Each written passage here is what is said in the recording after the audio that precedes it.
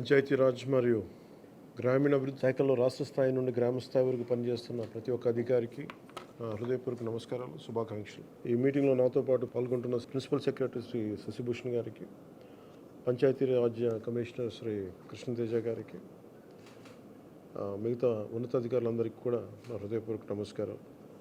ఇందాక రివ్యూ చూస్తూ ఉంటే 2014 నుంచి 2019 వరకు మన మన్రేగా ఎట్లా జరిగినాయి వర్క్స్, 19 నుంచి 24 వరకు జరిగితే చాలా వెనుకబడి ఉన్నాం.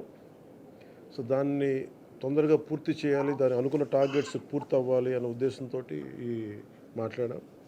ఒకే రోజు ఈ గ్రామసభ తీర్మానాలు చేయాలి అనేది చాలామంది కోరిక. ఇది పంచాయతీరాజ్ వ్యవస్థలో గ్రామ పంచాయతీల నుండి జిల్లా పరిషత్ వరకు పటిష్టంగా ఉన్నప్పుడే నిజంగా మనం అనుకున్న అభివృద్ధి ముందుకు తీసుకెళ్ళగలుగుతాం. అందుకని దాంట్లో భాగంగానే ఆగస్టు 23 తారీఖున రాష్ట్ర వ్యాప్తంగా 13,326 గ్రామ పంచాయతీల్లో ఇప్పుడు ఇంతకుముందు ఎన్నడూ లేని విధంగా ఒకే రోజున గ్రామ సభలు నిర్వహిస్తూ ఉన్నాం. జిల్లా పంచాయతీ అధికారులు, గ్రామ పంచాయతీ అధికారులందరికీ గ్రామసభ నిర్వహణపై పూర్తిస్థాయి అవగాహన కల్పించాలి. గ్రామసభ సమాచారాన్ని కనీసం 2 రోజుల ముందుగా టామ్ ద్వారా తెలియజేయాలి. ఈ గ్రామ సభలు అర్థవంతంగా నిర్వహించాలంటే గ్రామస్తులు, ప్రజాప్రతినిధులు, అధికారులు అది మనస్ఫూర్తిగా పాల్గొంచుకోవాలని కోరుకుంటా ఉన్నాం. ఈ గ్రామ సభల్లో ఉపాధి హామీ పథకంలో ప్రతి కూలీ కుటుంబం సంవత్సరంలో 100 రోజులు పనిచేసే విధంగా అవగాహన కల్పించాలి. కూలీలకి ఉన్న హక్కులను తెలియజేయాలి.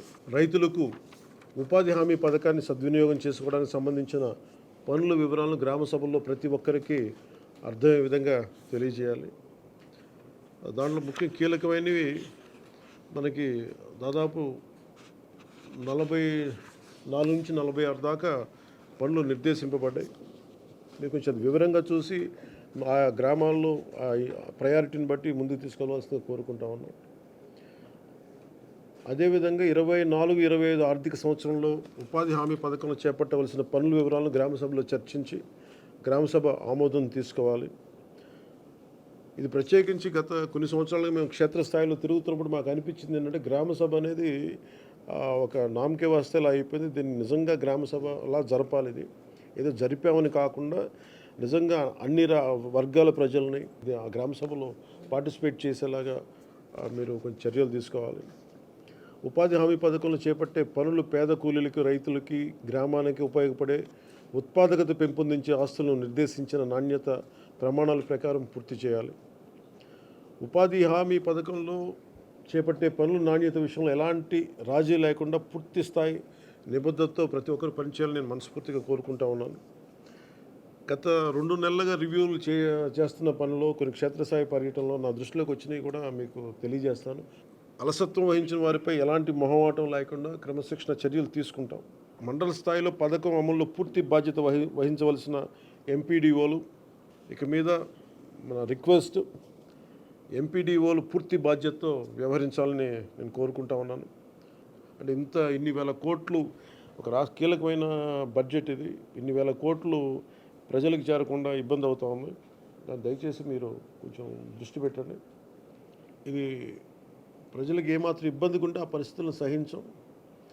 దానికి సంబంధించిన ఎలాంటి వ్యక్తులైనా సరే ప్రతి ఒక్క అధికారిపై గ్రామ స్థాయి నుండి జిల్లా స్థాయి వరకు అది క్రమశిక్షణ చర్యల కింద వస్తాయి. ఈ ప్రభుత్వం చాలా కమిటెడ్గా ప్రజలకి చెయ్యాలి అన్న చాలా బలమైన ఆకాంక్షతో ఉన్నాం. ఏ స్థాయిలో అవినీతి జరిగినా కానీ దాన్ని నిలువరిస్తాం.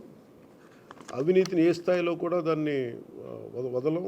ఎఫ్ఏ స్థాయి నుండి పీడీ, డ్వామా వరకు, సోషల్ ఆడిట్ గ్రామస్థాయి ఆడిటర్ నుండి రాష్ట్ర స్థాయి డైరెక్టర్ వరకు అందరూ కూడా one will be accountable for this.